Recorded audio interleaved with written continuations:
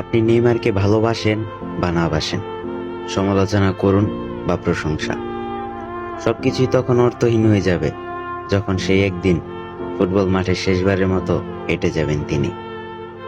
ক্লান্ত বিষণ্ণ চোখে কান্না লুকানোর ব্যর্থ চেষ্টা করতে করতে হয়তো তিনি শেষবারের মতো হাত তুলবেন অভিবাদন জানাতে।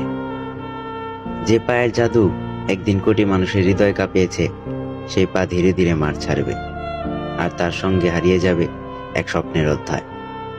মাঠের অপূর্ণতা, চোটের বেদনা, না পাওয়া শিরোপার আক্ষেপ, সবকিছু মিলিয়ে নেইমার যখন শেষবারের মতো জার্সিটা খুলে রাখবেন, তখন তার প্রতি যত অভিমান, যত অভিযোগ ছিল, সব এক নিমিষেই গলে যাবে।